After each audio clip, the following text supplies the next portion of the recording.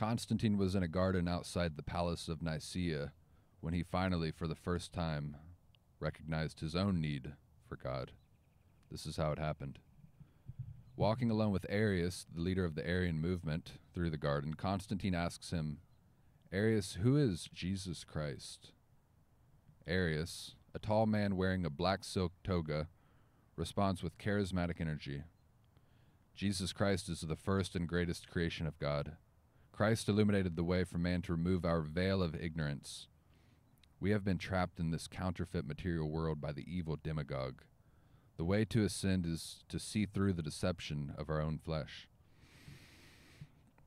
Constantine ponders and then responds, "Yes, I have seen many men fall under the deception and temptation of carnal desire.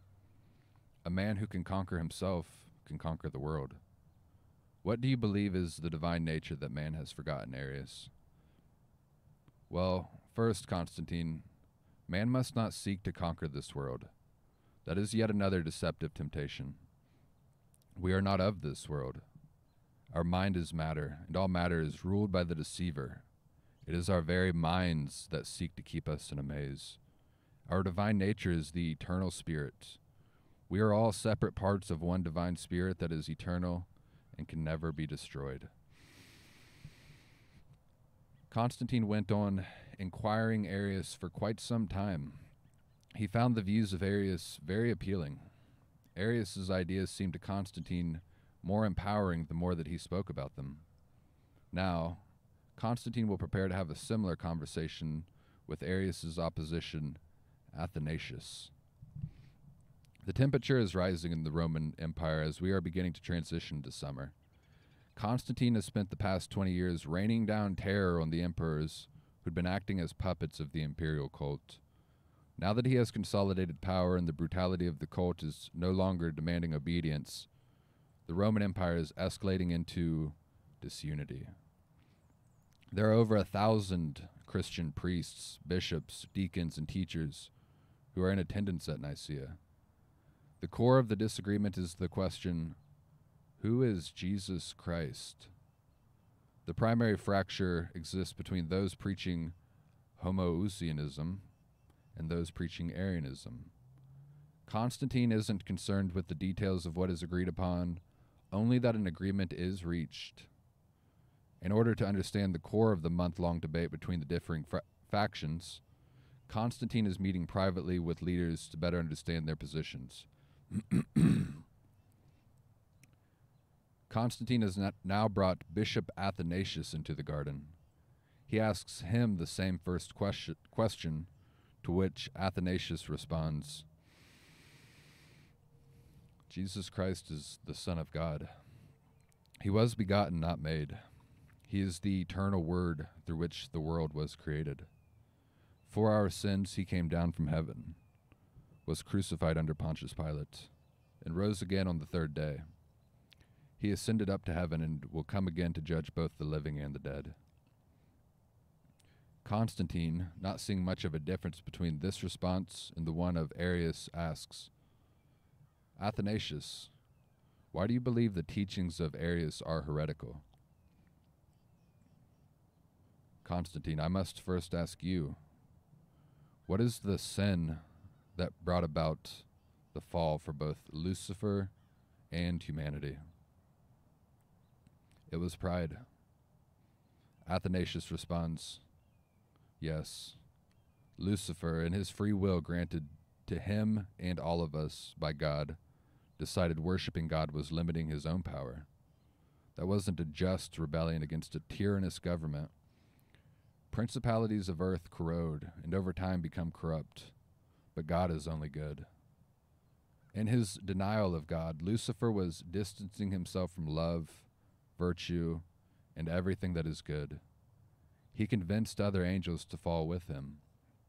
He used the same persuasion he had used against the rebellious angels in heaven on Adam through Eve in a garden. To deny God is to bring about the descent into hell. To deny the eternal divinity of the Son of God is that same denial."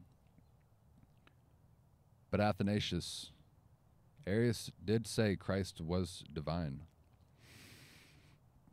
So too, Lucifer did not deny the divinity of God, only that he wasn't worthy of worship because they are equal. The God that Arius is pointing to, whether he knows it or not, is Lucifer. This caused Constantine to lose his words, and not much more was said between the two.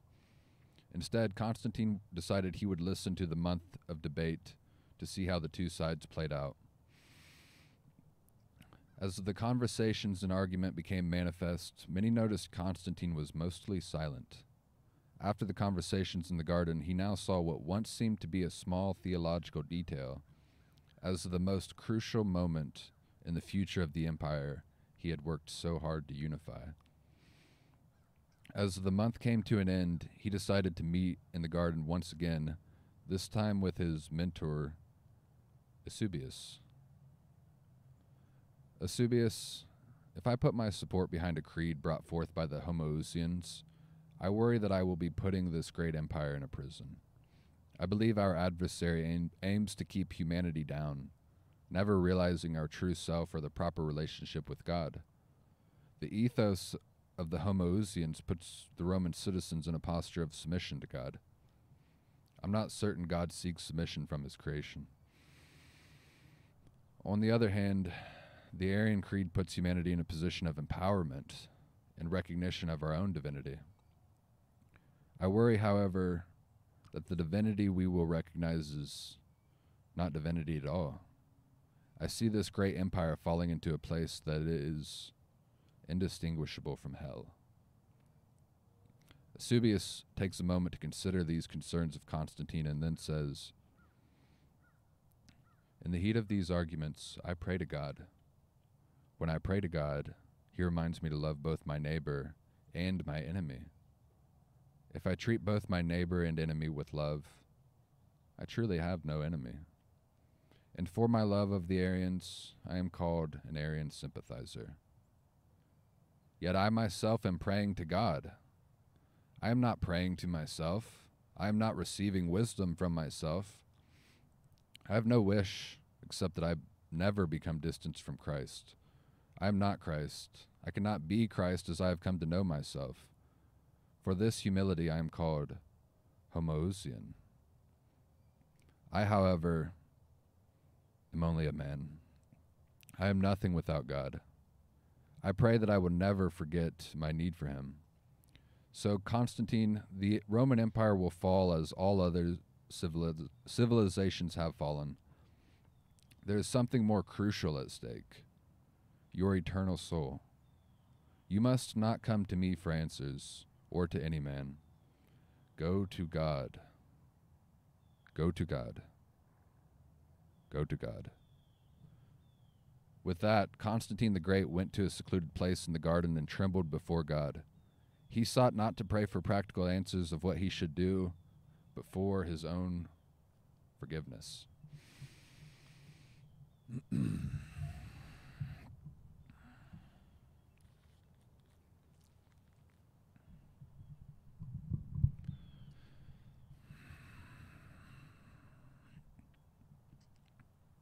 And while he was praying in the garden, two soldiers noticed that Constantine had left the debates and had decided to pray. And when these two young soldiers saw that Constantine was praying in the garden, one said to the other, "Hey, is Constantine praying in the garden?" The other said, "Oh yeah, he doesn't care about any of this. He left the debates to go pray." And the other soldiers said, "Constantine is truly based. I'm going to go over here and I don't care about any of this either. I'm going to go pray to God." And the other soldier said, "Yeah, bro, I don't care about this either. I'm just going to go pray to God." And both of those soldiers were, in fact, based.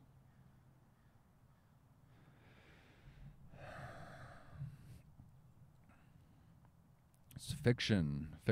All of that was fiction. not true, made up, didn't happen. And if anybody knows the history and the perspective of the characters that I just mentioned, the biggest problem that somebody would have would be with the way that I portrayed Eusebius. Because of exactly what Eusebius was saying in that story, which is he is seen as an Arian sympathizer. And the reason why I wrote this story in this way is because theological debates, if you listen to theological debates between two individuals, two different sides who both see themselves as the same religion, the same faith, for some reason I'll listen to those debates and I'm like, why do I feel like what you're both spewing is poison? Why do I feel like all of this is poison? So the context, the pursuit, the aim of the Council of Nicea, Constantine was the one that put together the Council of Nicea, because like had been mentioned in previous discussions about Constantine, he had destroyed the previous establishment, the previous principality, which was an authoritarian regime that centered around the imperial cult of Rome. And so it's good, certainly, that the imperial cult of Rome was destroyed, but in context of history, if you were living in that moment, what began happening and what certain did happening was disunity.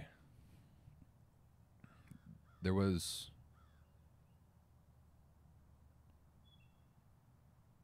the citizens of Rome no longer had, whereas they were previously forced to all follow this same ethos, same religion.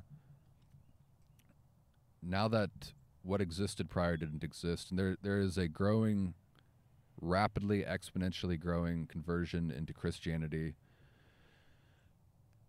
But even the Christians themselves were not unified.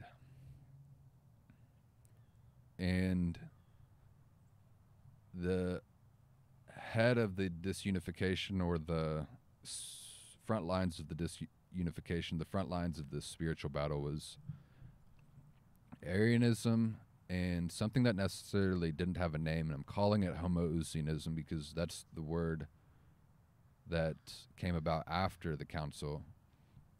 But there was a group that believed that Jesus Christ is consubstantial with the Father, and there were the Arians who believed that he was a man. He was a man, and we're all from the same place as him. He was like us, created. And I guess you could put it in simple terms as the homoousians believed in a full divinity of Christ. The Arians denied that divinity. They didn't deny the divinity entirely, but rather they saw us human beings, man, as, you could say, possessing that same divinity that Christ had. He was just the most potent form of it.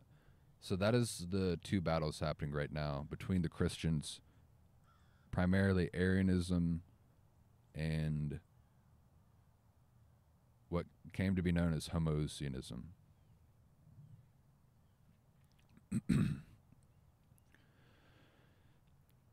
So Constantine has called this council in order to reunify the currently fractured Christian belief system, and his goal is to leave this council with something written down, a creed that they could all point to and say, this is Christianity. This is what we're going to be unified under from now on. If you don't believe in this, you're not truly a Christian. And so what prevailed was homoousianism. And so in retrospect, people look back, my point with all of that was people look back at Eusebius and they call him an Arian sympathizer. But I don't know if this is right, but my perspective of it, I don't know how this would be wrong. My perspective of it is that the truth is like a lion, and you don't have to necessarily defend the truth. Just set it free, and the truth will defend itself. But what happened after this council, part of the reason why I had to make up conversations is because we can know what Arianism is, we can know the ideology of Arianism now, but we don't know anything that Arius said because all of his writings were destroyed. Everything that he had written, they agreed on the Nicene Creed, which again is written by the Homoousians, and then after Constantine signed the Nicene Creed, all of Arius's writings were destroyed. So Eusebius is like a middleman between the two factions, and he's in the middle. The Arians don't see him as an Arian, and because he is, maybe he would want to do what I just said, which is have this perspective, have this faith, have this belief, act out this belief that what the Homoousians are saying is right, but what is the point of destroying the writings of the other individual? And I would imagine that was probably Eusebius's position. Homoousians are right. That is the foundation of faith. But don't destroy the other writings. Don't destroy the other side, because what happens is the same thing that was happening with the imperial cult of Rome relative to Christianity. That the imperial cult of Rome was the principality. It was everything. It was the ethos that the structure was based on. And they were persecuting Christians. They were quelling Christianity. And as they were quelling Christianity, it made more people are always seeking truth, and it made more people seek out Christianity. It's like a parent telling a child not to do something, and the parent is the principality, the governing system. And if a parent tells a child not to do something, but don't let them know about the thing, not tell them the why, not tell them about it, not tell them what it is and why they shouldn't do it, not give them a full explanation, then the child thinks that the parent is hiding something from them. And our nature is that they're going to go seek that thing out because they want to know for themselves. So in that same way, that's part of what happened with the imperial cult, the structure, that current structure relative to Christianity.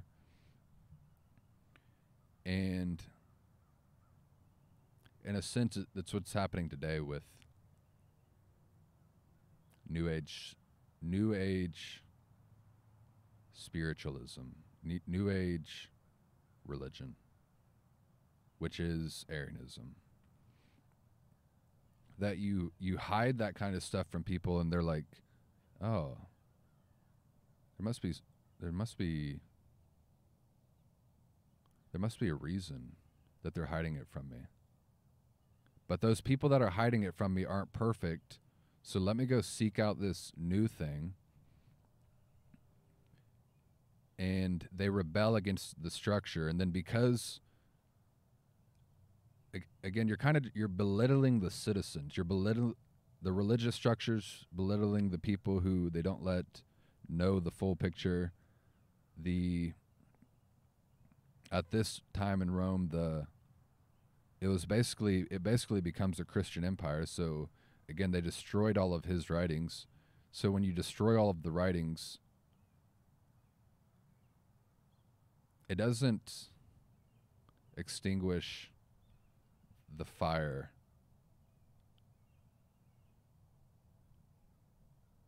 of that belief. It doesn't extinguish the fire of that belief. It's an act of fighting fire with fire.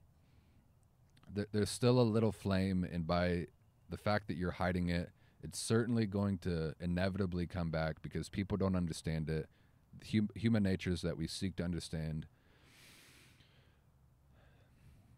So I think that was Eusebius's position, and I think when I first started looking into this, I was like, Eusebius is wrong.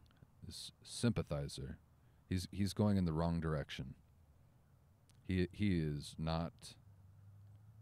He's on the evil side of history. He's on the wrong side of history. But then I started to reflect more, and if anything I'm saying makes sense, which is that I believe the Homoousian side was right, but in hiding this other ideology, this other ethos, they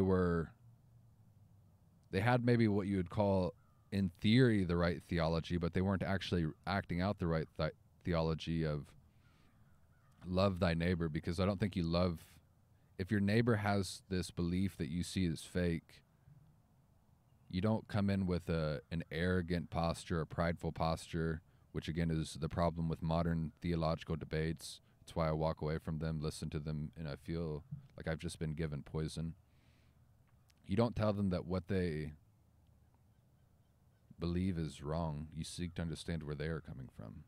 And if you burn all of their writings and try to hide it, after a given amount of time, nobody's going to know where they were coming from, and the thing is going to be like a hydra where you chop off one of its heads, but then it comes back with more heads. So that's one side of it. And the other side of the essential truth of this story, in my opinion, is Constantine's reaction, which is not event. Again, maybe I'm wrong. I could just be wrong, and maybe the right thing to do was to burn the writings, but I think everything about this was right except for the after the fact of burning the writings. But nonetheless, the other side that I think is right, or the other important truth about this story, is that Constantine goes into the Nicene Council with this aim of wanting to unify the Roman Empire. But he, after hearing all of these debates and seeing how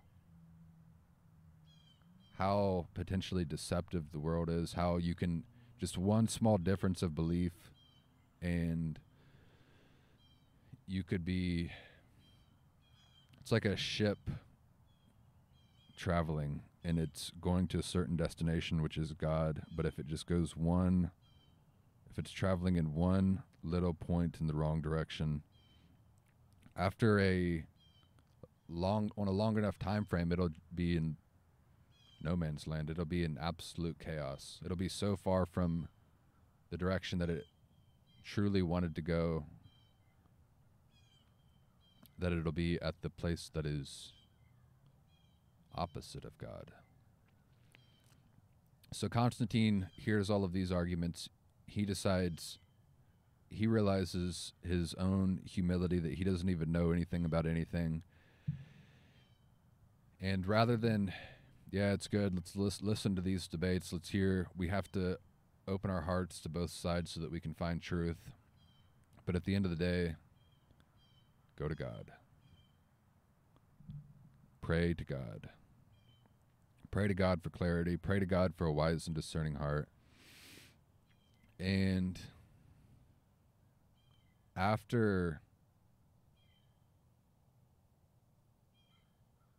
I don't know how old Constantine was when he passed away, but this happened in 325 or 326 AD. And maybe 20, 30 years later, this would lead Constantine down a even more discerning pathway where he would eventually get baptized. The individual who would baptize him would be Eusebius. So, essential truth: leave the chaos and distractions. Don't pay attention to the distractions of the world.